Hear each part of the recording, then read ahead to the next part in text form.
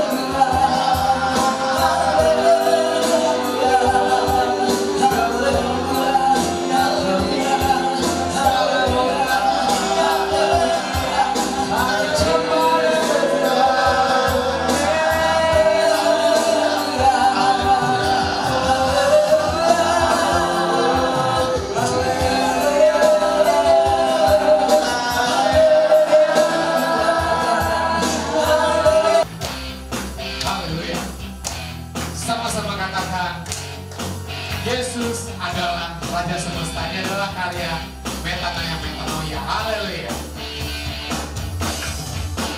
Yesus adalah Raja Semesta. Amin. Allah yang perkasa, Bapa yang berkah.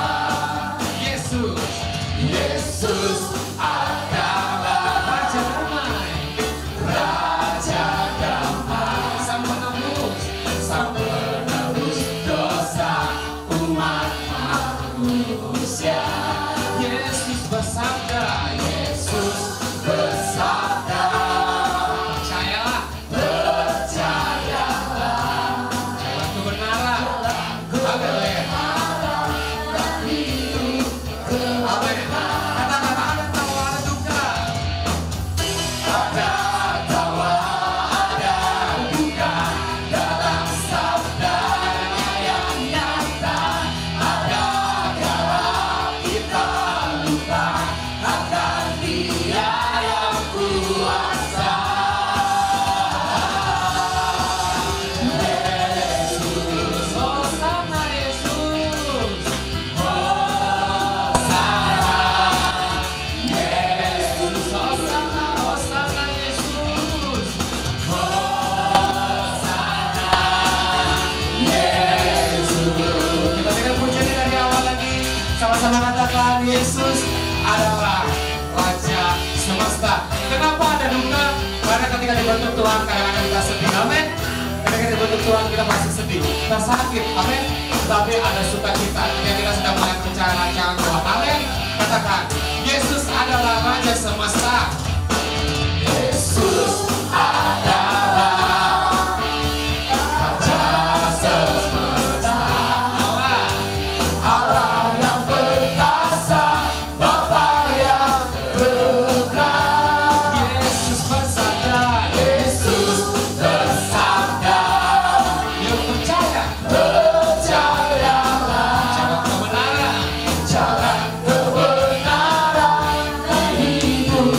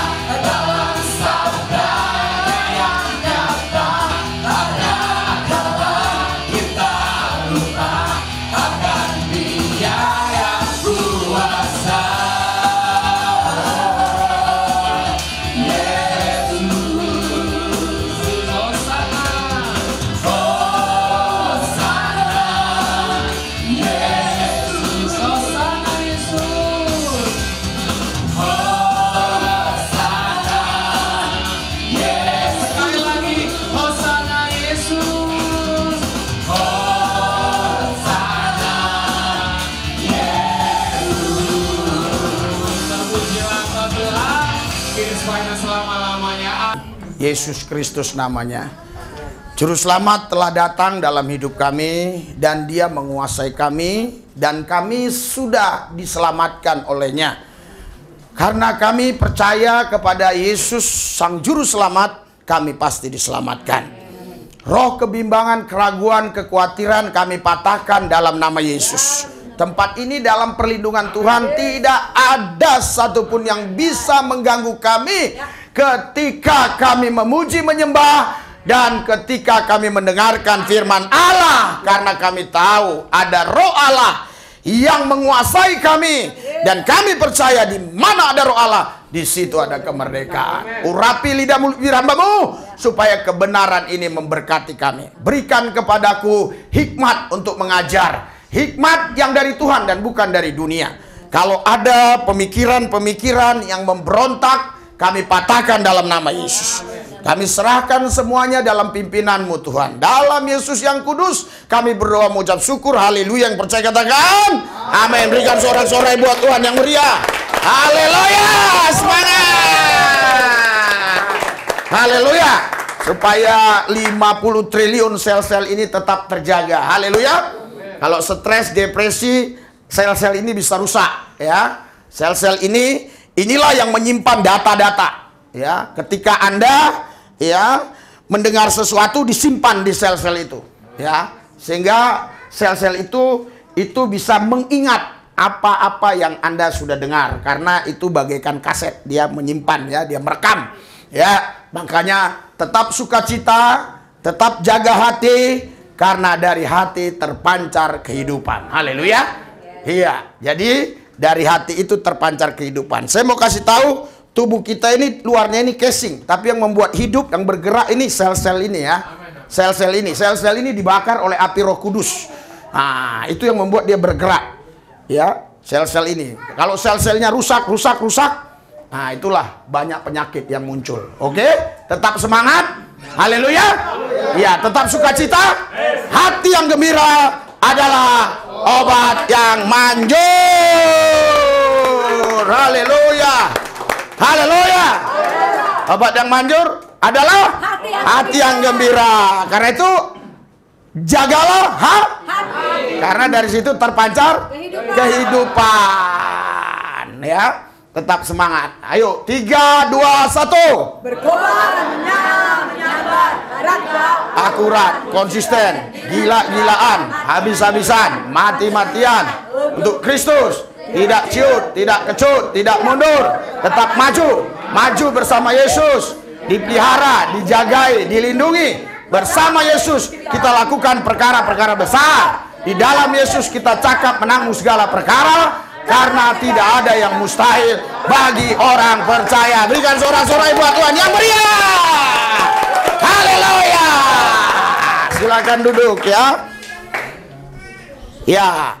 Kalau saya yang menyampaikan, saya sudah mengambil keputusan, ya. Tentunya saya minta petunjuk Tuhan, karena sering saya meninggalkan saudara, ya. Jadi kalau ibu yang menyampaikan itu, dia lebih kepada pribadi-pribadi saudara, ya, lebih kepada karakter, ya. Tapi kalau saya lebih kepada pengajaran. Mari kita buka di dalam 1 Korintus pasal pertama ayat 22. 1 Korintus 1 ayat 22. Oke? 3, 2, 1.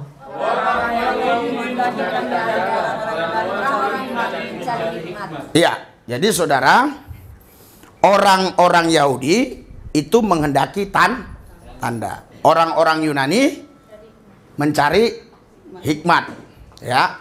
Jadi kalau ada di Yahudi itu yang mengatakan dia nabi, selalu itu ditantang oleh orang Yahudi. Apa tandanya? Apa yang bisa kau buat? Nabi harus bisa buat mujizat. Jadi harus ada tandanya. Makanya sekali waktu Yesus tidak mau kasih tanda, dia bilang cukup tanda Yunus, ya. Sebagaimana Yunus di perut ikan 3 hari hidup, demikianlah anak manusia di perut bumi hidup. Zakir naik tidak paham. Zakir naik bilang, mati Yesus 3 hari. Ke hari ketiga baru dia bangkit. Salah. Makanya saya bilang dia bangkit hari pertama. Berarti saya sudah jawab Zakir naik ya. Orang nggak bisa jawab. Karena Yesus bilang seperti Yunus di perut ikan. Begitu juga anak manusia. Kan anak manusia mati katanya. Jumat, Sabtu, Minggu mati. Minggunya bangkit. Buktinya Yunus hidup di perut ikan. Berarti ini nggak sinkron. Salah. Haleluya. Makanya perlu kita mempelajari firman. Haleluya. Jadi orang Yahudi minta tanda. Artinya ya orang Yahudi itu mereka itu tidak perlu ilmu pengetahuan. Mereka itu tidak perlu yang namanya logika-logika. Mereka membutuhkan Tuhan saja. Para nabi pada zaman itu hanya membutuhkan Tuhan. Membutuhkan suara Tuhan. Apa yang Tuhan mau. Apa yang Tuhan perintahkan. Itu yang mereka kerjakan. Tuhan bilang, selamatkan Musa, bangsa Israel dari perbudakan Mesir. Musa, walaupun sempat dia berdialog dengan Tuhan, seperti negosiasi, tapi akhirnya dia taat juga. Saudara, secara logika, nggak mungkin Musa bisa membebaskan bangsa Israel dari perbudakan Mesir. Kenapa? Siapa Musa? Siapa Fir'aun? Fir'aun punya pasukan yang luar biasa. Ya, punya tentara yang hebat, yang luar biasa. Zaman itu, negara yang paling maju adalah Mesir. Fir'aun, itulah nama rajanya. Sorry, bukan nama raja, itu gelarnya. Ya, ada Firaun 1, Firaun 2 dan seterusnya. Itu gelarnya. Jadi negara yang paling maju pada waktu itu Mesir. Makanya pada zaman itu sudah ada piramida itu ya. Belum ada di tempat lain bangunan seperti itu. Di Mesir sudah ada piramida tadi ya. Ya, jadi secara logika nggak mungkin. Tetapi karena Tuhan beserta Musa, Musa bisa membebaskan bangsa Israel dari perbudakan bangsa Mesir. Haleluya. Berikan sorak-sorai buat Tuhan yang dahsyat luar biasa. Bahkan Alkitab mencatat, ya, orang Mesir memberikan emas, memberikan perbekalan kepada mereka untuk perbekalan mereka di perjalanan. Ini kan dahsyat dan luar biasa. Ya, walaupun akhirnya memang ada di sana penyesalan, ya, sehingga Firaun memerintahkan lagi untuk mengejar mereka. Kita tidak bahas di situ. Saya mau kasih tahu buat saudara, para nabi mereka tidak butuh ilmu pengetahuan. Mereka hanya butuh suara Tuhan. Makanya ketika mereka kehausan, mereka hanya Tuhan, Tuhan. Tuhan bilang, Musa, batu itu, ulurkan tongkatmu, ulurkan ke batu itu. Walaupun Musa salah, karena apa? Karena bangsa itu mendesak Musa, Musa marah sampai pukul itu batu. Ya, situ kesalahan. Padahal Tuhan nggak suruh pukul. Tuhan suruh apa? Ulurkan saja ya. Tapi Musa pukul. Nah, ini Anda harus banyak baca Alkitab supaya nak ngajarnya. Masa di desa-desa mereka lebih pintar, lebih cerdas jawab-jawabnya. Haleluya.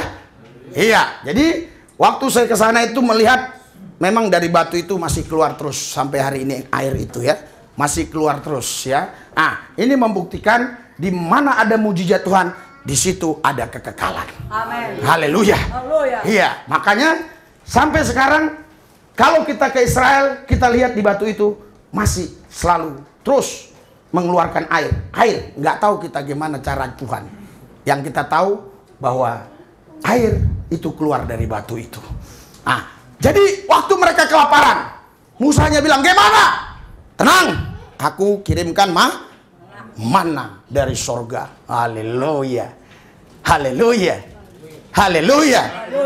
Jadi nabi pada zaman itu dan orang-orang yang dekat dengan Tuhan, mereka tidak butuh yang namanya ilmu pengetahuan. Makanya mereka selalu butuh mujizat. Tanda di sini artinya mujizat. Orang Yunani tidak. Mereka butuh pengetahuan. Ya, hikmat di sini sebenarnya saudara yang mereka bawa dari sebelum mereka percaya Tuhan. Ya, kita kenal namanya Sokrates, Aristoteles, Plato. Itu semua dari Yunani. Orang-orang yang filsuf-filsuf yang punya hikmat, tapi hikmat dari dunia. Ya, hikmat dari dunia. Ketika mereka mau ikut Tuhan, juga mereka bilang, aku mau cari hikmat. Tapi orang Yahudi beda. Dia tidak cari ilmu pengetahuan itu. Gini ya, saya mau kasih tahu. Awal mulanya semua penemuan-penemuan itu belum namanya ilmu pengetahuan. Namanya itu hikmat. Dia minta, gimana caranya ini? Gimana caranya? Tetapi ketika itu sudah ditemukan, sudah ditulis di makalah, itu menjadi pengetahuan. Sama. Ini wahyu. Wahyu ini, wahyu. Semua tulisan yang diilhamkan Allah. Tetapi setelah jadi tulisan, ini pengetahuan. Makanya kalau hanya kita baca, hanya logos, itu pengetahuan. Tapi kalau rema, itu Tuhan yang bicara lewat firman-Nya. Haleluya. Haleluya. Makanya yang kita perlukan, kita butuhkan tiap hari sebenarnya bukan logosnya, tapi remanya. Oh kalau gitu rema doang Pak, nggak bisa juga. Kau harus baca logos supaya dapat rema. Haleluya. Iya. Jadi orang-orang Yahudi, ya, pada waktu itu dalam pimpinan Nabi, mereka betul-betul dekat dengan Tuhan. Makanya pemerintahan namanya pemerintahan teokrasi. Jadi Tuhan langsung yang memimpin mereka. Mereka tidak diperintah oleh siapa, tapi mereka diperintah oleh Tuhan. Mujizat demi mujizat mereka alami setiap saat. Itu sebabnya siapapun yang mengaku nabi, termasuk Yesus, orang Yahudi bilang, tandanya apa? Yesus sekali waktu sampai bilang, kau gak perlu lagi minta tanda dari aku, cukup tanda Nabi Yunus. Dan betul, Yesus selama 3 hari di perut bumi hidup. Ada ayatnya ya. Makanya ada yang protes saya, wah ini ajaran Bapak ini bisa memecah belah. Bapak bilang bangkit hari pertama, iya bangkit dari kematian, bangkit dari kuburannya hari ketiga ya. Saudara, kemarin ini yang kita bahas sama Samuel ya. Kenapa? Saya kalau ada begitu saya merenung terus sampai jam 1:30 saya untuk bisa menjawab ini. Mari kita cek dulu apa itu pengetahuan. Ilmu pengetahuan itu ya, ini dari KBBI Kamus Besar Bahasa Indonesia. Pengetahuan tentang suatu bidang yang disusun secara bersistem. Disusun secara bersistem menurut metode tertentu yang dapat digunakan untuk menerangkan gejala tertentu. Yang ya, ingat di sini ya, yang disusun secara bersistem menurut metode tertentu yang dapat digunakan untuk menerangkan gejala tertentu di bidang pengetahuan. Jadi begini, saudara, kalau ini orang sudah hilang penciuman, ini COVID. Gejalanya, tapi belum tentu juga itu COVID. Salahkah tadi yang ngomong ini COVID? Tidak salah. Kenapa dia tidak salah? Karena itu ilmu pengetahuan yang dia pelajari. Ya.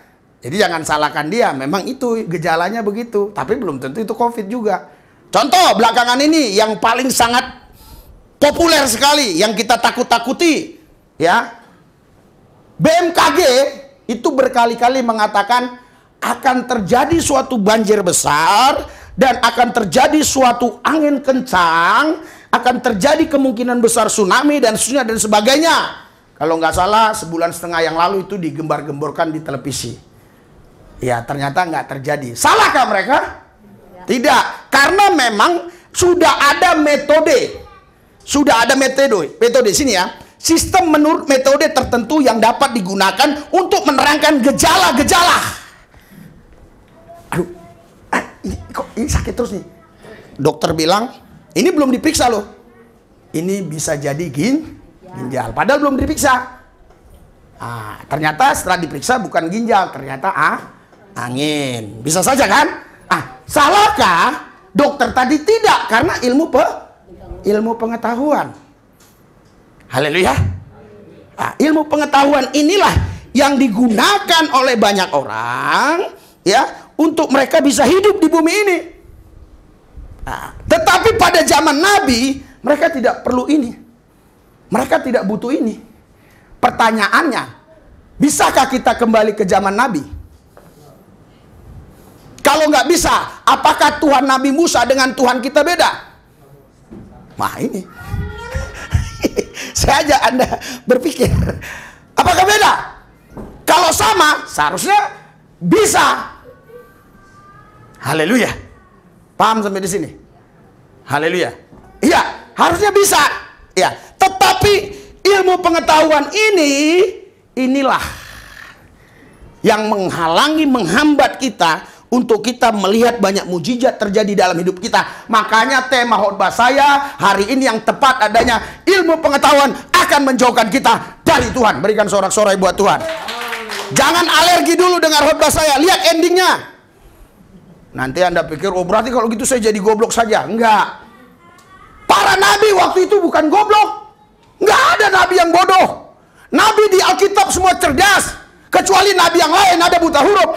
Nabi di Alkitab semua cerdas. Saya harap Anda paham. Haleluya. Cerdas. Semua nabi-nabi cerdas. Samuel pun diserahkan ke Imam Eli. Itu anak yang paling terbaik. Jadi sudah lama. Siapa nama mama ibunya si Samuel? Hana. Udah lama berdoa dia minta anak. Harusnya anaknya ini didoakan jadi pejabat atau jadi pengusaha. Tapi justru anaknya yang sudah ditunggu lama sekali ya, bertahun-tahun. Dan anak ini anak cerdas. Bukan pintar, cerdas. Pintar dengan cerdas beda. Semua orang bisa jadi pintar. Sekalipun dia jauh dari Tuhan. Tapi orang cerdas hanya orang-orang yang dekat dengan Tuhan. Berikan sorak-sorai buat Tuhan yang dahsyat luar biasa. Hanya orang-orang yang dekat dengan Tuhan. Itu orang cerdas. Saya tidak punya pendidikan yang setinggi si Randy, yang setinggi saudara. Tidak. Tapi kenapa saya bisa melayani jenderal-jenderal? Bisa melayani karena saya cerdas. Haleluya. Paham sampai di sini? Iya. Jadi inilah ilmu pengetahuan. Ilmu pengetahuan itu adalah sesuatu yang sudah dirancang dengan sebuah sistem, dibuat metode, dan untuk mendeteksi apa-apa yang akan terjadi, gejalanya ini, gejalanya ini, gejalanya ini, gejalanya ini. Itulah ilmu pengetahuan. Itulah yang dijadikan sama para pakarnya barometer. Untuk apa? Untuk mengetahui kalau dia bagian anatomi, kedokteran, oh ini sakitnya ini. Oh, walaupun belum diperiksa, dia sudah tahu. Iya, walaupun nanti bisa salah, ya, ketika dicek darah. Oh, kalau dia BMKG, tandanya begini. Oh, tandanya gunung mau meletus. Itu ada gini. Itu ada. Anda pernah lihat? Itu ada alatnya. Itu yang buat siapa? Manusia. Itu yang buat Tuhan atau manusia? Manusia. Bisa salah atau enggak? Bisa salah. Haleluya. Jadi ilmu pengetahuan pasti bisa gagal. Tapi rencana Tuhan dalam hidupmu tidak bisa gagal. Ini kau harus tahu itu. Kau harus percaya itu. Sehingga semua kita di sini, kita semua punya kesempatan besar untuk berhasil di dalam Tuhan. Walaupun mungkin Anda tidak punya ijazah SD, SMP, SMA, tapi semua kita di sini punya kesempatan yang besar untuk sukses berhasil di dalam Tuhan. Amin. Itu maksud saya. Itu maksud saya. Haleluya. Haleluya. Tetapi ketika Anda mulai berjalan dengan ilmu pengetahuan, tidak berjalan dalam tuntunan Roh Kudus, maka Anda akan terseok-seok. Anda akan jatuh bangun di sana. Dan yang Anda cari, pasti yang Anda kejar adalah angka. Haleluya. Dan ketika Anda dapat angka itu maksudnya Pak, uang. Iya, Bapak kalau dikasih kertas tanpa angka mau nggak Pak? Kertas, uangnya 1 koper, tapi nggak ada angkanya. Haleluya. Ketika dia dapat angka yang besar, mulai ada spirit. Hati-hati loh. Ada spiritnya itu di angka itu.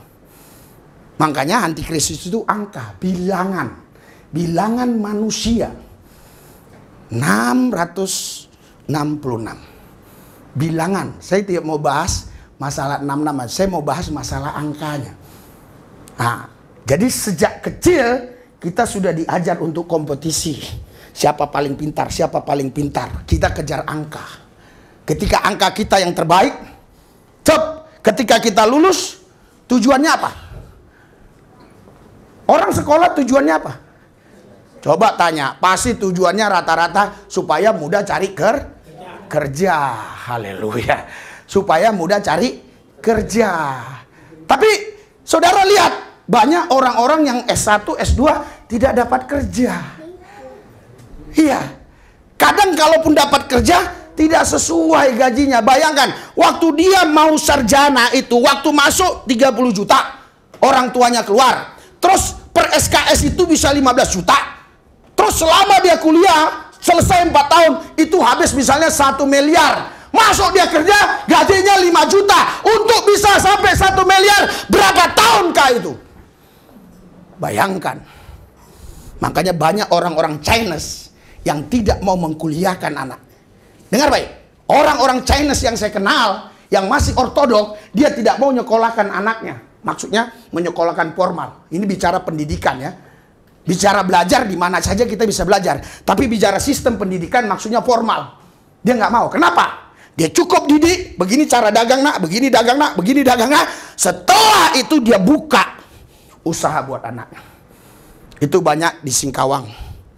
Itu banyak di Landak, Kabupaten Landak.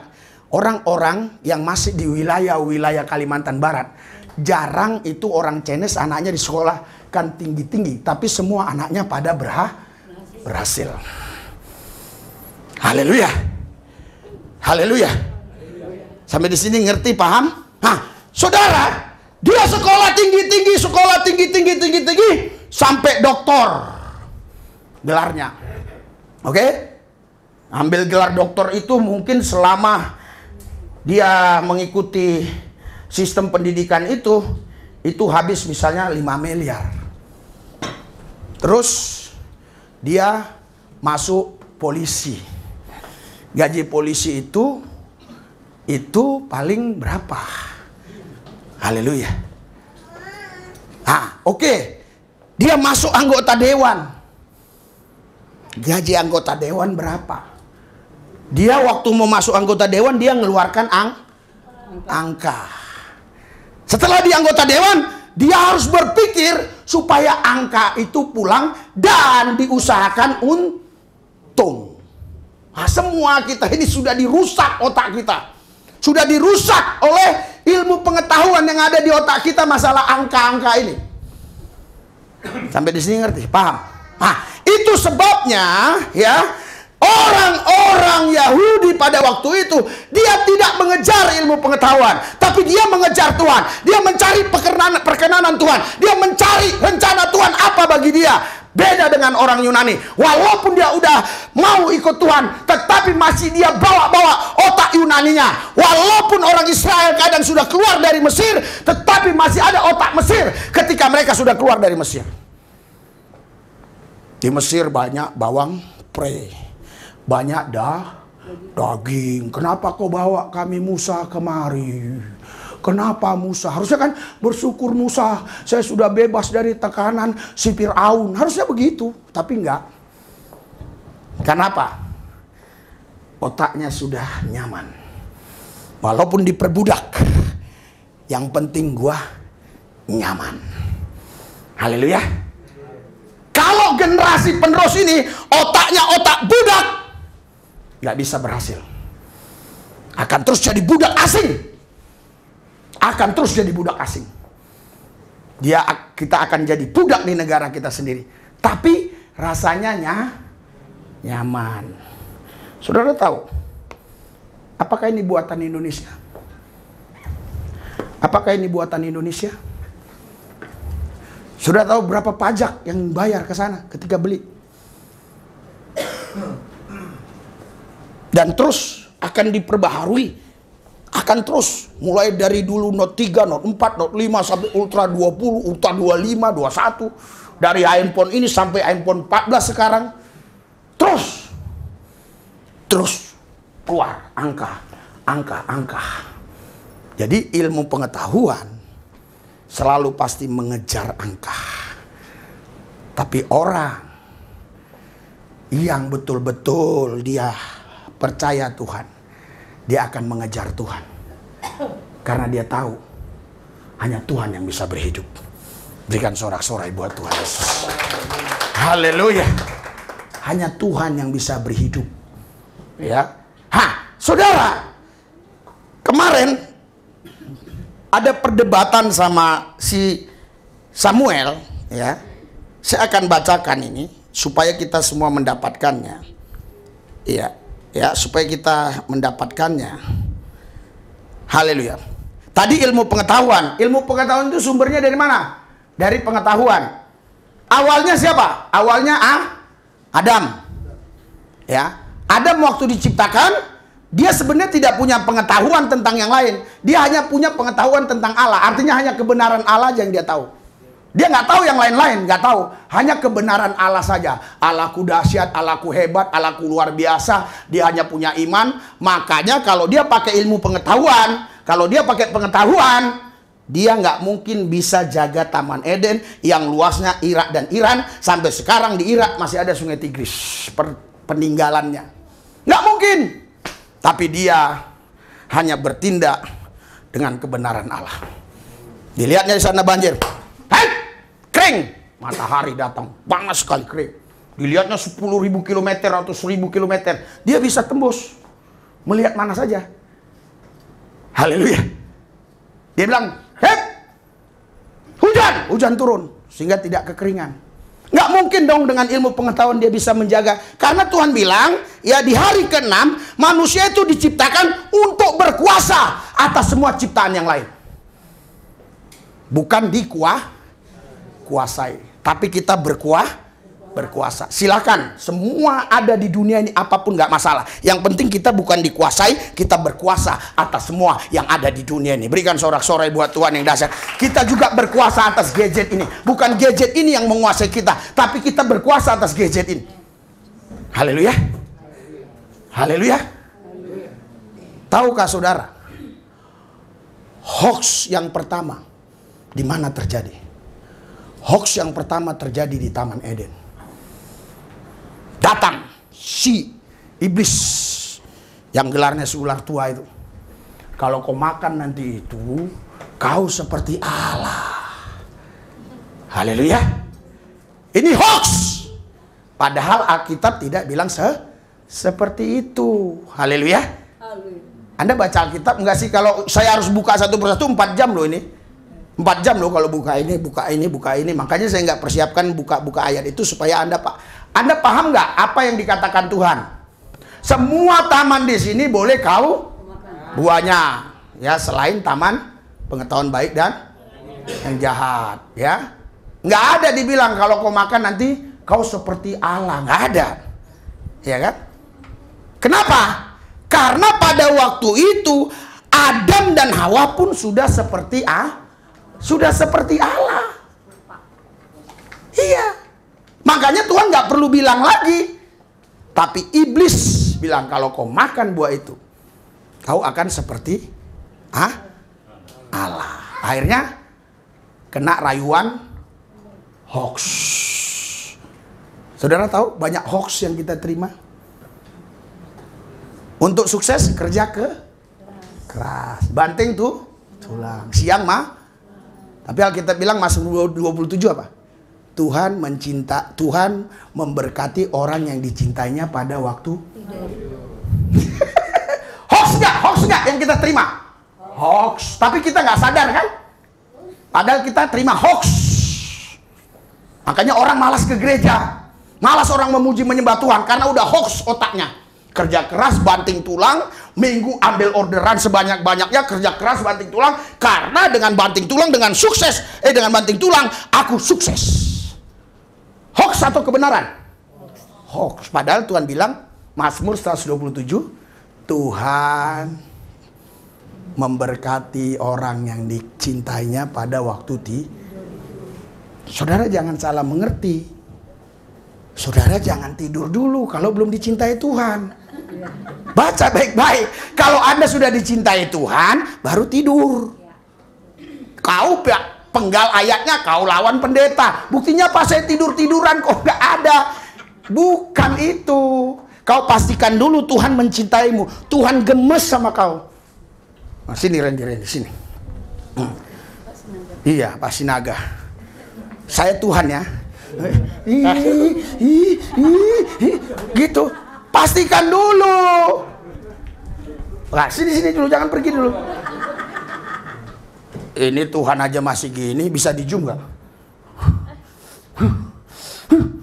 Kapan kau datang? Kapan kau? Mana mungkin, harus banting tuh. Harus banting tulang.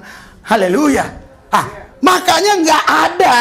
Tuhan punya rencana diciptakannya Adam dan Hawa untuk banting tulang. Adam dan Hawa diciptakannya untuk untuk menguasai bumi.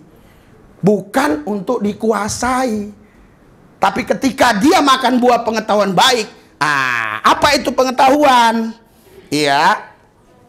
Pengetahuan adalah informasi atau maklumat yang diketahui atau disadari oleh seseorang. Pengetahuan termasuk ya, tetapi tidak macam-macam lah ya. Jadi pengetahuan itu begini. Ya. Pengetahuan itu informasi. Nah, sekarang saya khotbah ini, kalau hanya kau terima informasi, namanya apa? Pengetahuan. Untuk bisa ini tidak sekedar jadi pengetahuan tapi jadi kehidupan, harus impartasi. Makanya banyak pendeta-pendeta doa tumpang tangan supaya terimpartasi. Jadi ilmu pengetahuan itu, pengetahuan tadi dari informasi. Oh, begini. Jadilah ilmu pengetahuan. Jadilah ilmu pengetahuan. Adam dan Hawa setelah dia punya pengetahuan dari buah yang baik yang jahat, baru dia melihat dirinya Tadi sebelum makan itu telanjang nggak? Telanjang. Kenapa dia nggak tahu dia telanjang? Karena udah punya pengetahuan. Iya, karena belum ada pengetahuan tentang telanjang, belum ada pengetahuan dia tentang telanjang. Yang ada tentang Tuhan aja. Dia menyembah Tuhan telanjang sebenarnya. Haleluya, haleluya. Sekarang saya mau kasih tahu kalian menyembah Tuhan pakai celana, sama Tuhan telanjang nggak? Telanjang. Tuhan bisa tembus pandang semua itu di dalam itu. Maaf ngomong ya, sampai semua bisa dihitung dia itu. Jadi kita jangan sombong. Mau berpakaian segini pun kita, ini hanya untuk sopan santun terhadap manusia. Makanya ada orang sampai pakai ininya ditutup, matanya tertutup. Itu hanya untuk sekedar pakaian ini, untuk sekedar manusia. Kalau ke Tuhan, walaupun kita pakaian setebal apa, dia lihat telanjang. Makanya nggak ada yang bisa kau sembunyikan di hadapan Tuhan. Mau kau sembunyikan pun sabu di dalam itu, kalaupun lolos di bandara, di hadapan Tuhan telanjang. Haleluya. Pak Hendrik paham dia. Haleluya. Itu yang saya mau begitu. Haleluya. Masa saya harus khotbah kayak Ibu Gembala lagi? Saudara-saudara, kita harus gini, kita harus bertobat, kita harus gini. Enggak lah. Itu besok-besok ya. Haleluya. Tapi jangan saudara buat dikotomi. Wah, enakan ini, enakan ini. Enakan Pak Gembala, enakan Ibu Gembala. Jangan, sama. Cuma bidangnya harus begini. Haleluya. Haleluya. Nah, sekarang saya mau tanya saudara, Anda lebih perlu pengetahuan apa mujizat? Mujizat. Untuk dapat pengetahuan harus ngapain? Ilmu pengetahuan. Belajar yang bagus, bah. Untuk dapat mujizat, Doa kepada Tuhan. Percaya. Iman. Taat. Untuk dapat mujizat, kita harus berkenan di hati Tuhan. Saudara, kalau saya pakai ilmu pengetahuan, gila saya. Gila. Kemarin ada mertua ikut doa di sini. Sampai saya bilang, Tuhan, istri saya tau nggak, waktu Kamis malam, Kamis paginya itu, padahal saya puasa ini 3 hari berturut-turut nih. Kamisnya, ya kan, karena saya mau ke Brunei kan, itu daerah, wah itu seru kalau diceritakannya. Wah itu kalau nginjil aja ketahuan bisa dipenjara, itu bisa dipenggal kepala. Karena di sana absolut raja, maksudnya nggak pakai DPR, apa kata raja jadi. Perkataan raja itu hukum di sana. Bukan kayak di sini, Jokowi pun bisa dituntut di sini. Sana nggak bisa dituntut, raja nggak bisa. Makanya di sana nggak ada masuk narkoba. Waktu COVID pun nggak ada di sana yang kena, kalau nggak salah cuma 3 saya dapat kabar. Nggak ada kena. Tutup! Tutup! Yang keluar ditembak! Nggak ada yang bergerak. Saudara, berapa penginjil di sana yang sudah dipenjarakan? Iya. Hah. Jadi, tadi sampai di mana coba? Kalau mau dapat mujizat harus berkenan kepada Tuhan. iya. Bukan Tuhan yang berkenan ke kita. Hati kita ini berkenan di hati Tuhan. Hidup kita ini berkenan. Haleluya. Percaya nggak kau? Kalau kau berkenan, kau pasti dipelihara. Amin. Haleluya. Kalau pakai ilmu pengetahuan saya udah gila. Itu tadi mertua saya di sini doa pagi. Saya lihat pula. Padahal saya puasa. Istri saya, ya maaf ya, jangan tersinggung, masak kacang hijau, tahu, ikan. Ada berapa macam. Udah ikan, selain ikan biasa ini, ada lagi ikan teri, ikan sampah. Ada berapa jenis. Sayur daun singkong. Makanya saya doa, Tuhan Yesus, banyak kali makanan, puji Tuhan, tapi tidak termakan Tuhan.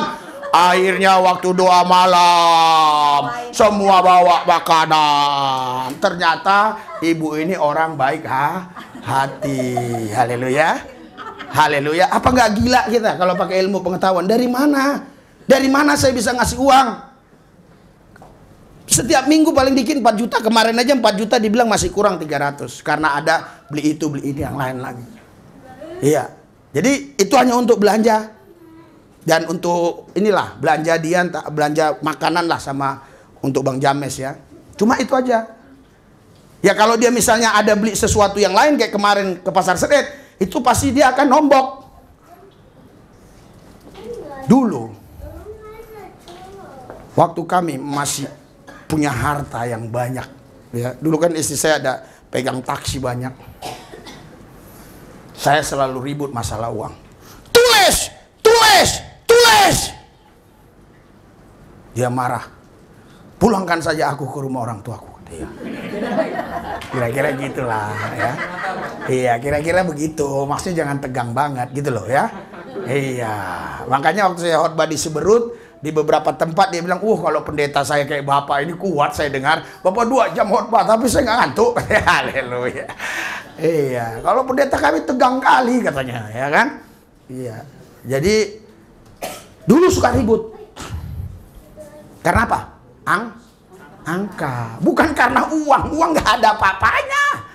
Tapi angka yang di situ yang bermasalah. Kok tinggi kali angkanya, mah? Saudara. Tapi justru ketika itu semua nggak ada. Buktinya kami tidak bertengkar lagi masalah uang. Saya nggak minta tulis-tulis lagi. Kurang ambil. Iya. Bahkan terus terang aja, ya, dia selalu lebih kikir.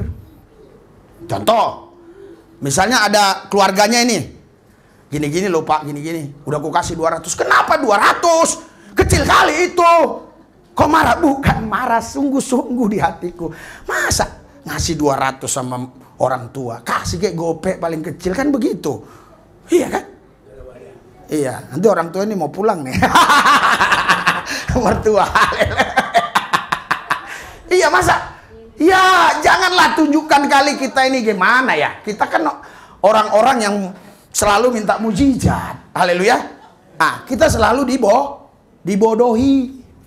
Oleh apa? Oleh hoax. Apa katanya? Hemat pangkal kaya. Alkitab ada bilang nggak hemat pangkal kaya? Alkitab bilang apa? Di Amsal Yang menabur banyak semakin diberkati, tapi yang hemat secara luar biasa semakin nggak usah buka ayatnya lagi ya. Udah tahu kan ayatnya kan? Iya. Jadi hoax nggak yang kita terima? Hoax. Makanya orang mau ke gereja, ya, dia punya uang 50.000, dia harus singgah dulu di warung. Tolonglah, ya. Goceng. Ada lagi punya ceban, dia pergi ke warung dulu. Dijadikannya 2, goceng. Pintar. Pendeta di sana pintar mengatasinya ini. Pendeta di Seberut 4 kali dikasih kolekte. Orang ini biasanya ngasih 10.000. Kalau satu kolekte dibuatnya 4 kali, uang 10.000 ditukarnya lagi. Jadi kolekte pertama 2.500, kolekte 2.000, kolekte jadi 10.000 juga. Jadi pendeta jangan ngakal-ngakali jemaat. Jemaat akalnya lebih.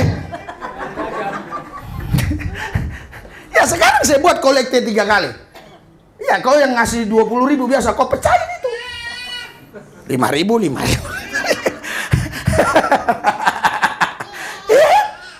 Ya kan, jadi saya mempersulit saudara saja. Saudara harus nggak terlambat, jadi terlambat karena singgah di warung. Di warung satu nggak ada uang receh, pindah lagi ke warung lain. Akhirnya terlambat. Iya kan? Iya. Tadi saya sudah niat bener waktu di atas. Ini kok belum ada nongol kepala-kepala orang ini, kupikir kan? Aku nggak lihat badan, aku lihat kepala. Iya, karena aku hitung kepala, bukan hitung badan, bukan. Iya, kok nggak ada nih. Saya langsung turun, pas jamnya, saya langsung, ayo kita. Aku lihat si Randy udah ada ternyata. Tumben kau, tetapi harusnya setengah jam sebelumnya lah. Kok 5 menit? Karena kan harus ada latihan sebentar kan? Ya ternyata mereka ini sudah profesional. Jadi nggak perlu latihan lagi, karena mereka udah orang-orang profesional yang suka tampil di panggung-panggung yang internasional. Haleluya. Iya, makanya luar biasa tadi kan? Itu karena mereka udah piawai, profesional. Haleluya. Maksud saya belajar loh. Di desa-desa, ayo Pak ke gereja Pak. Aku bilang, udah 15 menit lagi. Nggak usah Pak, minum kopi dulu aja. Oh, pas kita datang udah penuh jemaat. Ternyata mereka setengah jam sebelum ibadah udah kumpul semua di situ. Menanti-nantikan kami. Udah kayak dewa lah saya datang. Teng. Ya kan? Di gereja GPD kurang lebih 100 orang. Di gereja itu ada 100 berapa. Tang. Terus si Daniel bilang, Pak, kalau gereja kita bisa seperti ini Pak, enaklah hidup Bapak, katanya. Iya, dia bilang, aku pun mau jadi pendeta Pak, katanya. Kenapa aku nggak mau jadi pendeta? Lihat Bapak, mondar sana, mondar sini, mandir sana, mandir sini. Ini belum lama udah dapat perintah lagi. Saya lagi nikmati kamar saya, habis dibersihin istri. Sudah mau tinggalkan lagi. Saya nggak tahu bisa tidur di hotel atau tidur di rumah orang atau tidur di pinggir jalan. Saya tidak ngerti. Haleluya. Tapi Tuhan udah perintahkan. Mau bilang apa? Ya kan? Haleluya. Saudara, itu yang saya katakan tadi. Kalau saya pakai ilmu pengetahuan, gila saya. Stres. Apalagi mau berangkat gini. Oh kok di WA ini yang di Sabah ini yang di Malaysia kok nggak jawab-jawab. Wah, saya harap dia dengar ini. Wah, apa juga dianggapnya saya sesat apa seperti yang di siapa itu, apa namanya, PGPI itu. Padahal jemaatnya terima semua. Apa ini, saya pikir begitu kan. Terus saya WA itu anggota dewan. Setahu saya dulu dia anggota dewan, sekarang nggak tahu. Ini Pak, apa udah ngomong sama gembala? Sudah WA Pak, belum jawab-jawab. Udah, tapi tiket kami sudah beli. Karena kami ke Kalimantan dulu 4 hari baru kami berangkat ke sana. Dari Kalimantan ke sana. Ya. Ke Brunei, dari Brunei baru ke Sabah. Berjalannya waktu tadi pagi. Pak, dia bilang, kasih tahu dong jadwal tanggal-tanggalnya. Oh, baru saya kasih tahu 17 saya sudah sampai di sana gini macam-macam. Oke Pak, biar kita jadwal, dia bilang. Saya nggak tahu ya. Saya nggak tahu kenapa. Apa ini ada intervensi tadi yang tadi ya. Karena saudara, banyak gereja-gereja pendeta itu nolak kita, tapi jemaatnya enggak. Ketika jemaat itu orang kuat di sana, saya masuk. Contohnya di Seberut Selatan. Sebenarnya saya nggak bisa masuk di gereja Nias, nggak mungkin bisa masuk. Nggak mungkin, itu kayak AKBP, nggak mungkin bisa masuk. Tapi yang bangun itu adalah Bapak itu. Yang bangun itu Bapak itu seorang diri. Yang bangun gereja itu. Dialah yang bangun gereja itu, dialah yang gaji pendeta itu dari hasil kolektif. Sehingga dia bilang, pendeta ini khotbah. Langsung gembalanya diem. Haleluya. Artinya banyak jemaat itu yang diberkati lewat khotbah-khotbah saya. Tapi pendetanya, ya, kenapa? Ya tadi tidak mau dia minta tuntunan roh. Jadi Alkitab bilang bukan uji ucapannya, uji apanya? 1 Yohanes 4, ujilah setiap roh-roh. Bukan ucapannya. Ucapan saya bisa saja sama dengan Pak Henry. Ucapan saya bisa saja dengan perampok. Perampok juga bisa khotbah seperti ini. Asal dia bisa baca ayat-ayat ini. Perampok pun bisa. Tapi jangan uji ucapannya. Uji rohnya. Makanya waktu masuk di Seberut Selatan, ada kelompok PGPI. Satu orang bilang, wah hati-hati si Lubis itu. Pengajarannya lain gini-gini. Wah, ada pengerja yang dia memang punya kekuatan ekonomi. Maksudnya kekuatan ekonomi lah sedikit gitu. Dia bawa saya, dia kasih tidur dulu di hotel walaupun akhirnya gratis ya. Tapi awalnya dia mau bayar. Tapi karena pemiliknya akhirnya kenal saya, gratis. Tadinya saya nggak kenal. Memang saya nggak kenal dia kenal saya. Ah, itu ngeri, serem. Haleluya. Jangan juga kau kenal-kenal Tuhan, atau Tuhan nggak kenal kau, itu kan masalah juga. Lebih baik aku nggak kenal dia kenal saya kan? Iyalah. Daripada aku kenal Bapak, tapi enggak, aku nggak kenal lu, katanya bagaimana? Bilang aku kenal Pak Amin Rais, tapi Amin Rais bilang aku nggak kenal lu, mau bilang apa? Iya kan? Tapi kalau Amin Rais bilang aku kenal ini si Lubis, aku nggak kenal Pak Amin Rais, nggak apa-apa, ayo mau ke hotel mana lu? Nah, iya kan? Makanya di ayat Alkitab ada dikatakan ketika kau kenal dengan Tuhan, lebih lagi ketika kau dikenal Tuhan. Haleluya. Haleluya. Ah, kalau yang di belakang-belakang ya, yang agak-agak suka-suka pegang handphone, lebih bagus cari-cari ayat itu. Iya. Jadi kalau saya buka semua, lama di situ. Haleluya. Jadi ketika dia bilang, Pak Pendeta ini yang khotbah, ternyata jemaat semua diberkati. Karena apa? Saya tidak menggunakan ilmu pengetahuan. Saya menggunakan tuntunan Roh Kudus. Roh Kudus mau kemana? Anak saya saksinya, dia tidak pernah terlantar. Makan, fasilitas, semua. Padahal yang kami kunjungi itu kadang nggak jelas. Contoh, kami mau ke Seberut Utara, kami nyasar ke Seberut Selatan. Nggak ada yang kami mau tuju. Mau siapa? Kok buktinya kami bisa di sana jadi lama? Karena diterima. Ternyata Tuhan suruh ke sana. Nah, di sana loh ternyata mualaf center, Islamic Center itu yang 1000-an orang mualaf itu. Iya. Jadi di sini ya, kita kembali ke tadi, pengetahuan tadi. Jadi ilmu pengetahuan ini menghambat orang untuk dia melihat mujizat. 5 tambah 2 berapa, Bu? 7. Kalau saya bilang 5.000, salah. Haleluya. Padahal 5 tambah 2, 7 menurut anak kecil, 7 menurut Filipus, tapi ketika di tangan Yesus jadi 5.000. Berikan sorak-sorai buat Tuhan. Jangan kau hitung-hitungan pakai tanganmu. Hitung-hitungan pakai tangan Tuhan. Jangan hidup dari tangan kita, hidup dari tangan Tuhan. Haleluya. Jangan dengar hoax. Oh, hemat tanggal kaya, hoax. Hoax itu.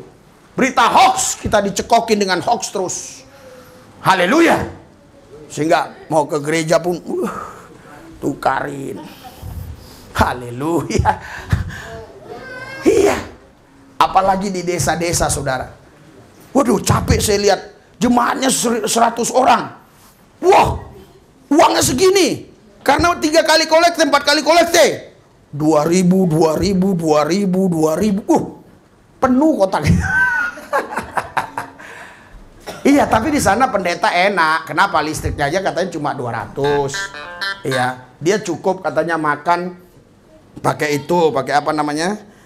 Cukuplah dia uang ini ya. Uang cuma segitu cukup bagi dia. Jadi 4 juta, 3 juta sebulan itu udah hidup senang lah di sana. Haleluya. Bagaimana dengan di Jakarta? Bagaimana dengan di Jakarta? Makanya sering saya tantang mereka. Saya bilang, kalau kau bilang enak di Jakarta, kau pindah ke sana. Kau pindah ke Jakarta, saya di sini. Itu didengar anakku Daniel. Berkali-kali saya ngomong. Dalam khotbah, pribadi lepas pribadi, saya tantang habis. Karena saya tahu, yang membuat saya diberkati bukan karena tempat. Yang membuat saya diberkati karena saya berkenan di hati Tuhan. Jadi kemanapun saya pergi, nggak ada masalah. Iya. Baru istri saya kemarin sadar selama ini debat terus. Iya enak ya kalau kita tinggal di sana, kata di desa, Kalimantan, gini-gini katanya. Apalagi jemaat ada 150, kita datang, enak, ada 2 malam, 3 kali, ada ini. Jadi kalau di desa, itu pendeta sibuk, saudara. Ada 2 malam, ada remaja, ada kaum muda, ada kunjungan. 6 hari itu berturut-turut dia ada kegiatan. Beda kan kalau di Jakarta. Kita kunjungi jemaat, di mana? Lagi kerja dia, lagi banting tulang. Lagi banting tulang, ke sana, lagi banting tulang. Iya kan? Nanti pergi ke satu tempat lagi masak dia. Kita pergi jam 8, udah tidur dia. Karena terlalu capek tadi banting tulangnya. Iya kan? Susah. Sampai ada rumahnya pun nggak mau kasih tahu alamatnya. Iya. Sampai sekarang aku bilang, alamatmu di mana? Nggak dikasih tahu. Aku bilang udah dikasih tahu mah belum. Gitu. Cuma arah-arahnya aja. Bayangkan. Apa nggak bahagia pendeta di Jakarta? Iya. Tapi Daniel bilang bahagia yang di gereja, yang di desa itu kan hanya pola pikir, pola pandang. Haleluya. Karena di sana kegiatan dia ada. Iya kan? Di sini coba. Jemaat semua sibuk. Sibuk cari angka. Haleluya. Haleluya. Haleluya. Siang jadi malam, malam jadi siang, kaki jadi kepala, kepala jadi kaki. Pingin kaya raya. Andai aku jadi kaya raya. Padahal Alkitab bilang bukan susah payamu yang menjadikan kau kaya, tapi berkat Tuhanlah yang menjadikan kau kaya. Berikan sorak-sorai buat Tuhan. Haleluya. Jadi tadi ada perdebatan sama Daniel. Karena saya cerita Nuh, ya. Nuh sebelum air bah datang, Nuh sudah dikasih tahu jauh-jauh sebelumnya. Suruh buat batra. Terus dia bilang, bukankah itu ilmu pengetahuan? Itu perintah Tuhan. Beda. Ilmu pengetahuan ini tadi kan sudah saya baca. Itu adalah sesuatu yang sudah disistematik, terus ada metode. Kalau gini gejalanya gini, gejalanya gini. Itu tidak ada gejala. Itu tempat di tempat dekat gunung yang jauh dari laut. Kok bisa Tuhan bilang akan terjadi banjir, air bah? Nggak ada tanda-tanda. Makanya Nuh dibilang orang gila. Haleluya. Nuh dibilang orang gila. Nanti baca ya. Kejadian 6, 8, sampai 9. Nuh dibilang orang gila. Kok buat batra jauh dari laut? Tapi Nuh tidak peduli apa kata orang. Nuh hanya peduli dengan apa yang Tuhan katakan kepada dia. Kalau hidupmu karena perkataan orang, sekali waktu kau jatuh. Tapi kalau kau hidup dari perkataan Tuhan, engkau akan naik dan naik dan naik dan naik. Berikan sorak-sorai buat Tuhan yang dahsyat luar biasa. Nuh nggak kegoda. Ini bukan pengetahuan seperti yang kita terima. Biar Samuel tahu. Bukan, itu dia dengar suara Tuhan. Makanya sama si Daniel tadi saya berdebat juga. Tapi saya senang sama anak saya. Ternyata dia debat itu bukan mau melawan saya, dia mau mengorek otak saya ini. Otak saya ini sejauh mana? Putus nih. Iya, udah lama mungkin, haleluya. Iya, otak saya ini sejauh mana? Atau lepas ya. Otak saya ini sejauh mana? Nah, jadi begini ya. Ketika ini fakta sudah ada, terus kita ambil, Tuhan bilang ambil, ini bukan pengetahuan. Ini perintah. Waktu Adam di sana, kata Samuel, Adam di Taman Eden, gimana dia berjalan kok nggak punya pengetahuan? Saya bilang, kamu tahu nggak, ikan itu bertelur. Waktu telurnya keluar di air, netasnya dia di air atau netasnya di perut, jadi anak atau beranak atau telurnya yang pecah. Ini ikan, jangan ikan paus loh, jangan ikan paus. Ikan umumnya. Ikan mas, sudah ikan mas saja. Ikan mujair, ikan mas. Itu dia melahirkan atau telurnya yang pecah jadi anak? Telurnya. Kok langsung bisa berenang? Itu sudah nature. Itu bukan karena diajari dia pengetahuan itu, bukan. Itu sudah sifatnya, itu udah nature-nya. Itu udah dari Tuhan begitu. Jadi semenjak kita lahir ya, walaupun kita nggak di sekolah kan, nggak apa, kita tahu kita haus pasti ngambil air minum dengan sendirinya. Haleluya. Nggak perlu diajari kau haus. Sekarang gini contoh, anak kecil nih, ya nggak usah diajari dia untuk haus ambil air minum. Ketika dia sudah memang disusuin, ya disusuin. Ketika udah dia tahu jalan, dia tahu kok air minum mana. Jadi yang didapatkan oleh si Nuh itu bukan ilmu pengetahuan, itu perintah. Makanya Tuhan perintahkan apa? Tuhan perintahkan lebarnya harus sekian, tingginya harus sekian. Nggak boleh itu beda 1 senti pun. Batra itu tidak boleh beda 1 senti pun. Lebarnya harus sekian hasta. Saya nggak usah sebut-sebut lah ya, karena saya saya tujuannya kan untuk menjelaskan, bukan untuk menghafal. Ya beda dengan tetangga kita, dia untuk hafal, kita untuk paham, bukan untuk hafal. Haleluya. Jadi itu seberapa hasta, lebarnya berapa hasta, panjangnya berapa hasta, tingginya berapa hasta. Nggak boleh itu beda 1 senti pun. Itu bukan pengetahuan.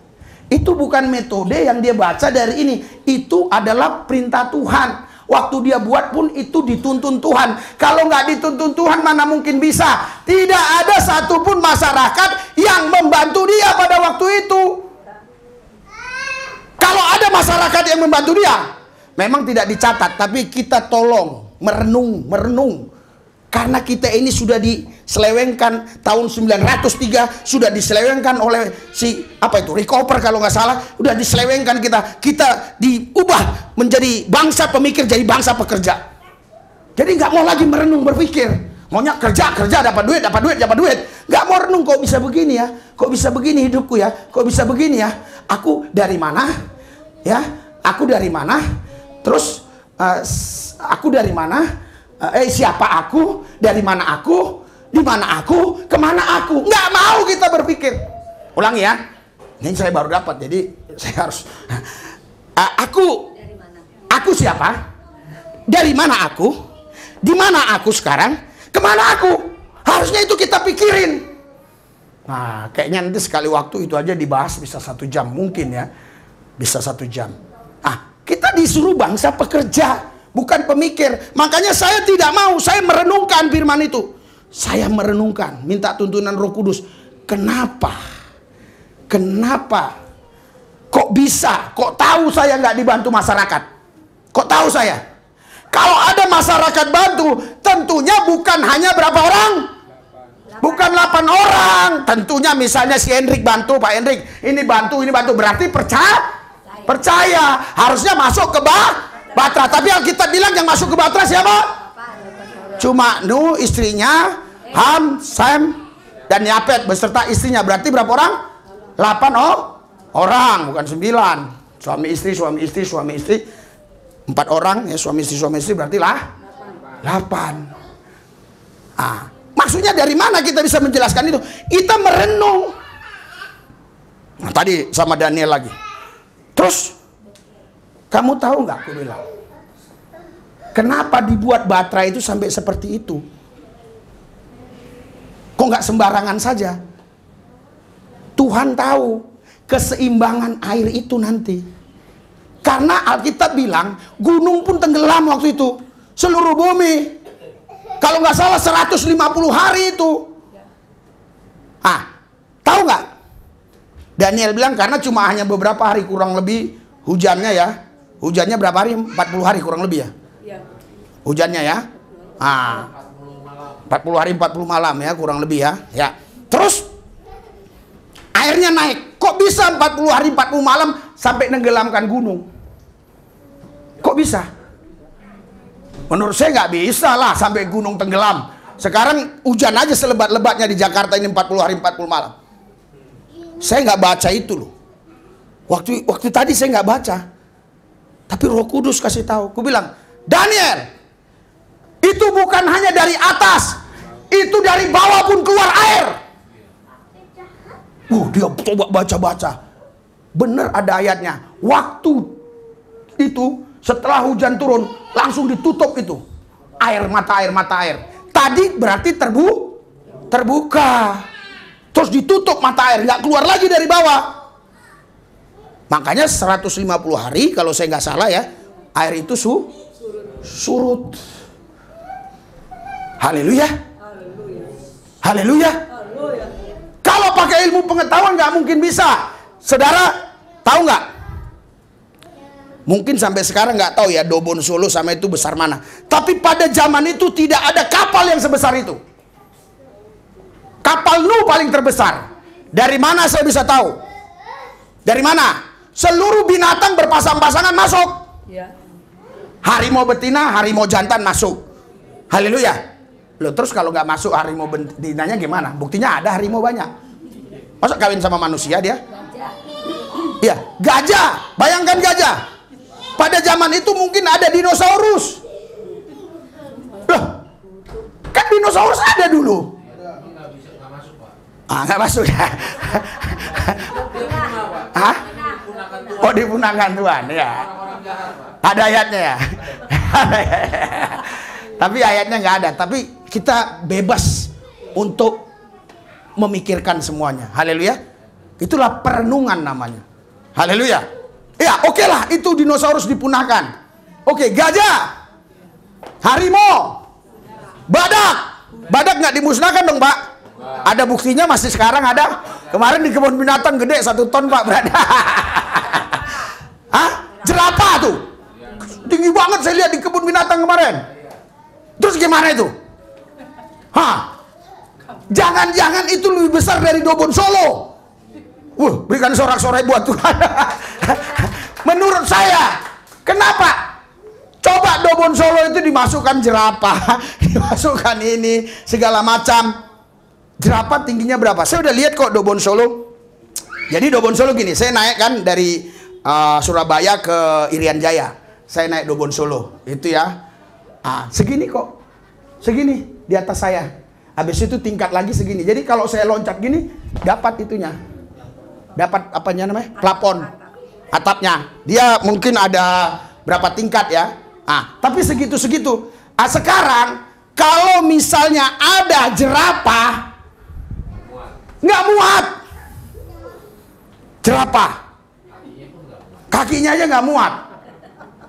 Loh, ada nggak kita terpikir seperti ini? Kalau kita suka merenung begini, barulah kita bisa tahu, baru kita bisa mengenal bahwa Allah kita itu dahsyat, Tuhan kita itu luar biasa, Tuhan kita itu ajaib. Kita nggak khawatir tentang makan minum, sedangkan kapal aja Tuhan bisa buat. Bisa buat loh, ngeri loh aku ngelihatnya. Kerenungkan. Aku bilang sama Daniel, kenapa harus hastanya semua sama, nggak boleh beda sesenti pun. Itu keseimbangan. Terus kenapa saya bilang itu nggak langsung, bisa nggak Tuhan bilang langsung tenggelam gunung, bisa nggak? Bisa, tapi Alkitab bilang perlahan lah. Kenapa nggak? Kenapa? Kalau begitu tsunami terbalik itu kapal. Makanya dia perlahan lah. sup. Malah kalau di agama saya dulu, ada anaknya satu yang lari, namanya Kanaan. Lari ke gunung. Ini jangan maksudnya bukan harus percaya, maksudnya untuk membuktikan gunung pun tenggelam. Dia lari ke gunung, dibilang, ayo nak masuk. Tidak. Dia nggak percaya. Akhirnya gunung pun tenggelam. Dan Alkitab memang bilang gunung tenggelam. Semua nggak ada lagi. Nggak ada dataran lagi. Semua. Saudara bisa bayangkan. 150 hari loh. Berapa ton bahan makanan diambil. Jangan pikirin 8 orang. Binatang itu. Aku mau kalian merenung untuk melihat kedahsyatan Tuhan kita, kehebatan Allah kita. Sebelum ada Al-Quran, Alkitab sudah mencatat ini. Haleluya. Jadi kalau ada yang mengklaim, silakan. Tetapi sebelum Al-Quran ada, Alkitab sudah mencatat cerita Nuh. Kita yakin bahwa yang datang ke bumi itu Allahnya Nuh datang ke bumi mengambil rupa manusia, namanya Yesus Kristus. Berikan sorak-sorai buat Tuhan. Kenapa saya harus begini? Kemarin saya bilang, aduh gimana ya anak muda ini. Saya pikir saya mau ngajarkan tentang penginjilan sebenarnya, ya. Tetapi kok bisa arah ke sana? Ya udahlah. Tapi nggak tuntas seperti ini. Nah, terus saya mau ajarkan hari ini tentang konsep Tuhan. Tapi ada inang saya pikir inang mertua ya, ada mertua, saya pikir nanti dia bingung kok tiba-tiba gini, nggak dari dasar tiba-tiba begini. Boado sih lu bisa kan gitu kan. Kalau ini kan umum, siapapun nggak bisa menolak ini karena ini umum. Baik orang Islam pun dia tahu cerita ini. Orang Islam loh. Kalau kalian orang Kristen nggak tahu cerita ini, ngeri kali lah kalian. Weh Kristen, kalau kau nggak tahu cerita ini, ngeri kali kau. Orang Islam aja tahu cerita Nuh. Saya sebelum jadi Kristen saya hafal cerita Nuh. Saya tahu. Haleluya. Cuma ada beda di sana, ada Kanaan yang lari. Itu saja bedanya. Ya. Padahal setelah kita jadi Kristen kita tahu Kanaan itu ternyata jadi satu bangsa kan, bangsa Kanaan kan. Tapi menurut saya tidak ada masalah karena Israel dulu itu juga nama manusia. Israel dulu nama manusia. Yakub yang berubah menjadi Israel. Sekarang jadi apa? Negara. Jadi bangsa Israel. Haleluya. Ada 12 suku, tetapi yang menjadi bangsa namanya makanya sekarang namanya negara Israel. Kalau negara Israel bangsa rakyatnya rakyat Israel, itu nama orang awalnya. Bukan kayak Indonesia. Indonesia bukan nama orang. Tapi Israel itu nama orang. Makanya kenapa Israel diberkati? Bukan karena negaranya. Bukan karena orangnya. Berikan sorak-sorai buat Tuhan Yesus. Bukan karena negaranya, tapi karena orangnya. Tuhan sudah berjanji kepada Yakub yang telah berubah menjadi Israel karena bergulat dengan Tuhan dia menang. Tuhan sudah berjanji, Yakub, aku memberkati kau. Yang memerangi akan kuperangi, yang memberkati kau akan kuberkati. Jadi bukan karena negara, bukan karena politik, bukan karena mereka yang lain-lain, tapi karena sudah berjanji kepada orang. Amin. Haleluya. Saudara tahu, setiap terjadi revival, terjadi kebangunan rohani, pasti dimulai dari selalu dimulai dari satu yang membuat sekarang orang menerima keselamatan lewat anugerah dimulai dari satu namanya Yesus. Setelah Yesus bangkit, setelah Yesus mengajarkan keselamatan, datang 12 walaupun satu murtad. Oke. Setelah itu Yesus mati dan bangkit, terus muncul lagi 120 orang di loteng Yerusalem. Setelah itu khotbah lagi, si Petrus bertobat 3, khotbah lagi bertobat 5.000 dari satu orang. Saudara sekarang salah satu orangnya. Haleluya. Haleluya. Jadi Mama Bunga jangan tunggu Mama Nail. Mama Nail jangan tunggu Mama Bunga. Mama Bunga jangan tunggu Ibu Mandorong. Biarin dia buat sendiri. Haleluya, haleluya. Ayo, ayo ikut Yesus. Ayo, ayo, ayo, ayo, ayo. Jangan, dia pun gak bergerak. Dia pun gak bergerak. Dia pun gak bergerak. Dia pun gak bergerak. Karena setiap revival itu hanya dimulai satu orang. Nggak ada di Alkitab dimulai rame-rame. Terus ada rapat dinas. Nggak ada. Itu dimulai satu orang. Haleluya. Haleluya. Ke Samaria dimulai dari siapa? Filipus. Dimulai dari satu orang. Haleluya. Jadi semua dimulai satu orang. Makanya jangan kau merasa kecil hati. Jangan merasa kau lemah ketika tetangga kiri kananmu nggak mau gerak. Gerak. Tanya sama Kristen-Kristen itu. Yesus Tuhan bukan? Tuhan bisa mati nggak? Nggak bisa. Yesus Tuhan bukan? Pasti dijawabnya Tuhan. Yesus mati nggak? Mati. Bingung dia. Baru di situ kau masuk. Ajarkan yang kau ajarkan itu. Haleluya.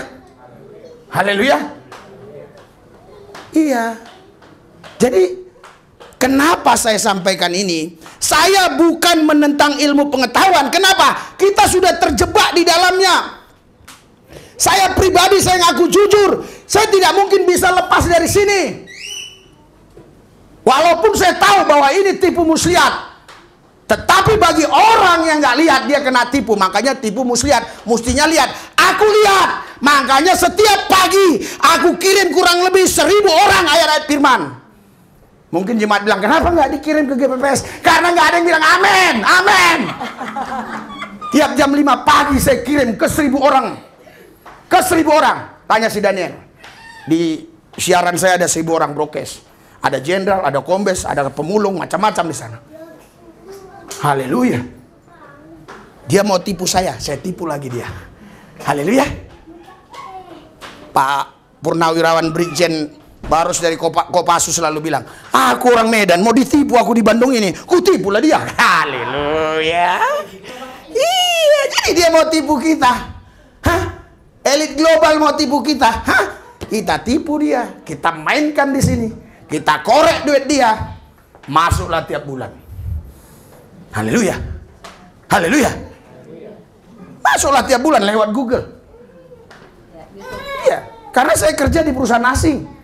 Tapi saya tidak mau tunduk sama asing. Saya independen. Haleluya. Yang gaji saya bukan negara Indonesia. Gaji saya Amerika. Nanti bingung lagi orang. Haleluya. Iya. Jadi harusnya kita bisa melihat. Wah, ini tipuan. Ini tipuan. Ini tipuan. Ini tidak mau. Ini tidak mau. Makanya saudara, jangan kita bangga kalau kita terus mengejar ilmu pengetahuan. Banggalah kalau engkau dikenal Tuhan. Engkau pasti diberkati Tuhan. Hidupmu dipelihara Tuhan. Berikan sorak-sorai buat Tuhan yang dahsyat luar biasa. Haleluya.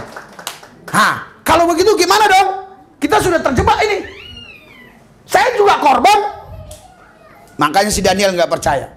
Saya bilang, buat apa orang sekolah masuk jam 7, pulang jam 4 si Joshua, udah gitu ekskul lagi, pulang jam 8. Bagaimana dia sempat membangun manusia spiritualnya? Bagaimana dia sempat berkomunikasi dengan ayah ibunya? Apalagi saya suka keluar kota. Seharusnya inilah waktu-waktu untuk saya bicara sama dia. Gini nak, gini nak, gini nak.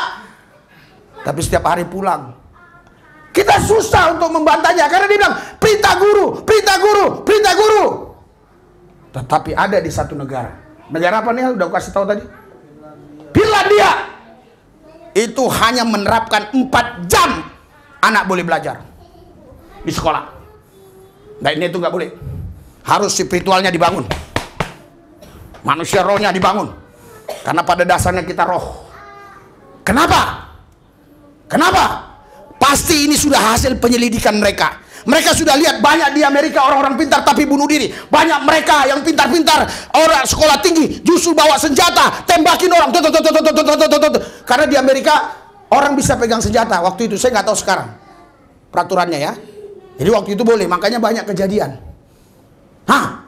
Banyak orang pintar di sana, tapi bunuh diri di Jepang. Banyak orang pintar, banyak tingkat bunuh diri yang paling tinggi adalah di Jepang. Beberapa tahun yang lalu ya, sekarang saya kurang update. Iya, mereka ngerti. Wow, ternyata kesalahannya di sini. Sistem pendidikannya salah. Saya berdoa, tapi kalau kalian bilang pasti jauh panggang dari api. Tapi nggak ada masalah buat saya. Yang penting saya berpikir. Haleluya. Saya bukan seorang pekerja, saya seorang berpikir. Saya selalu bilang, Tuhan, izinkanlah saya buat sekolah yang berbeda dengan sistem pendidikan ini. Cukup anak itu 4 jam, terus diajarkan manusia spiritualnya. Karena yang membuat mereka cerdas, itu bukan karena sistem pendidikan. Sistem pendidikan bisa buat pintar, tapi nggak bisa buat cerdas. Yang buat cerdas itu adalah Tuhan. Tuhan. Sampai mereka umur-umur 20-25 tahun. Nggak ngerti tuh. Digabungin nggak ngerti tuh dia. Nggak tahu. Pasti nggak tahu. Bangun manusia roh. Pada dasarnya kita roh adanya. Roh kita sudah ada di dalam diri Allah sebelum dunia ada. Dihembuskan ke tanah liat, jadilah Adam. Saudara harus tahu dari mana saudara. Siapa saudara, dari mana saudara, di mana saudara sekarang, kemana saudara. Haleluya. Haleluya. Haleluya. Tahukah Anda beriman? Tahukah apa itu beriman? Di gereja disuruh beriman, tapi kalau nggak tahu apa itu beriman gimana? Berimajinasi. Imajinasikan firman ini, berimajinasi. Imajinasi itu artinya saudara, ya, melihat sesuatu yang ada yang orang lain nggak lihat, tapi kita bisa lihat. Ya, mengimajinasikan itu adalah menghadirkan masa depan terjadi masa kini di dalam hidup kita. Itulah dia. Haleluya. Haleluya. Jadi berimajinasi itu begini. Kita menghadirkan masa depan itu untuk masa kini, sudah terjadi di masa sekarang ini.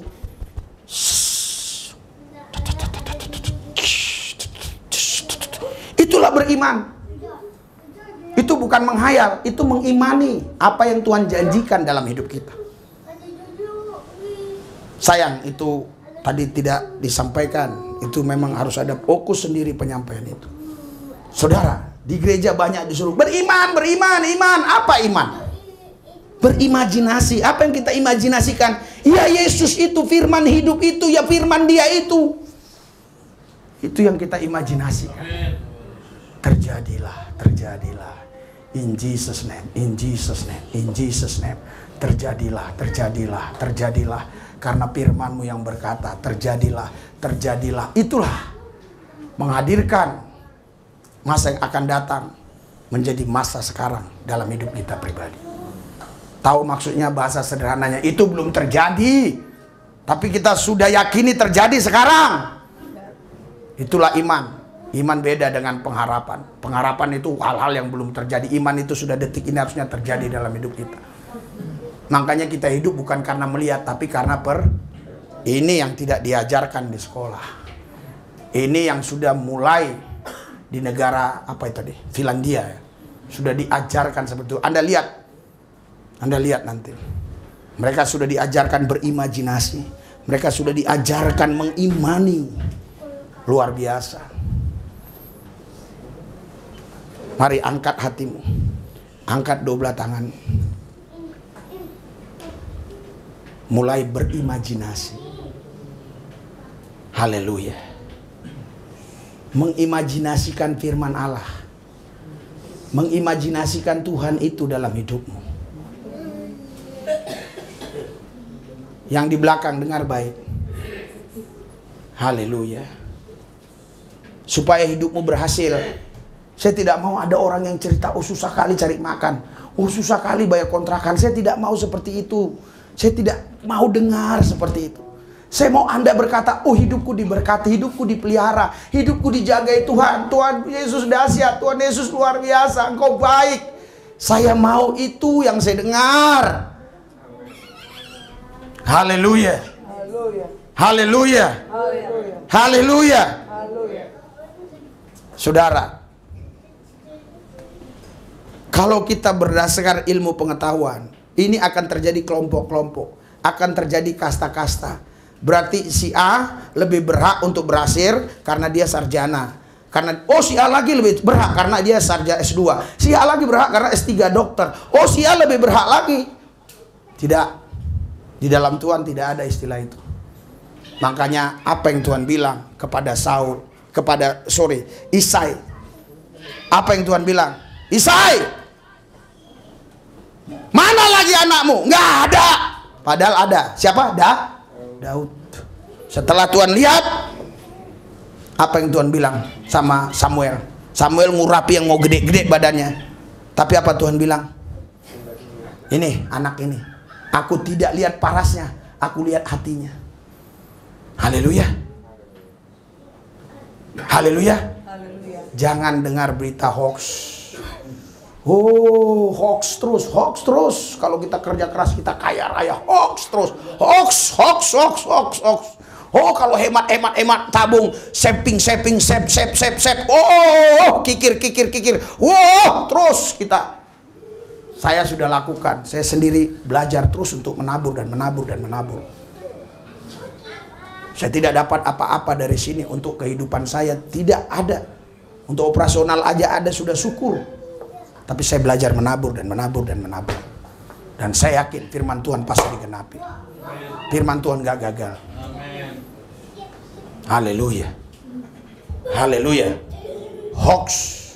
Kita selalu bilang, si A beritakan hoax, ditangkap polisi, masuk penjara. Pemberitaan bohong namanya. Tapi banyak sekali kita di gereja kena hoax. Tapi yang beri hoax tidak dipenjara. Karena tidak ada hukum pidana yang bisa memenjarakan mereka. Randy, kau harus kerja keras. Jangan pulang, lembur lagi. Roh Kudus bilang, ada doa malam. Jangan. Itu kapan-kapan pun bisa. Karena kau harus kerja keras baru kau jadi kaya. Randy. Naomi, kau harus kerja keras supaya kau kaya raya. Ini lemburnya bisa 50.000 sejam. Kau bisa lembur sampai jam 12 malam. Kalikan saja supaya kau kaya. Jangan nabur Pak Manurung, jangan. Simpan, hemat terus di kantong terus banyak. Nanti kalau kau nabung, nabung terus. Simpan terus. Hoax. Semua kita kena hoax. Saya pun salah satu korbannya dulu. Puji Tuhan. Di mana ada Roh Allah, di situ ada kemerdekaan. Haleluya. Ikuti doa saya. Tuhan Yesus, kami tidak mau lagi mendengar hoax. Kami hanya mau mendengar perkataan Tuhan, firman Tuhan. Karena firman Tuhan iya dan amin. Kami percaya firman Tuhan menjadi kompas, menjadi barometer dalam hidup kami. Terima kasih Tuhan Yesus. Kami sudah terima semua janji-janjimu. Haleluya. Yang percaya katakan amin. Haleluya.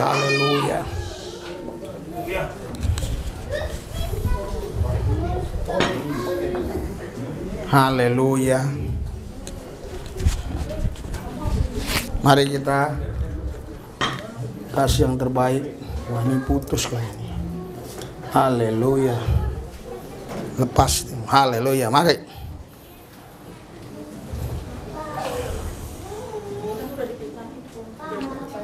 Haleluya. Ya, sudah dipecah-pecahin katanya. Haleluya. Angkat. Haleluya. Banyak-banyak nabung, saving. Itu bahasa Inggrisnya, tanya Naomi, saving. Jadi artinya kalau udah ada di tabungan, save hidup kita, save. Haleluya. Berarti kita mengandalkan itu jadinya. Oke. Tuhan Yesus, kami percaya apa yang kami kembalikan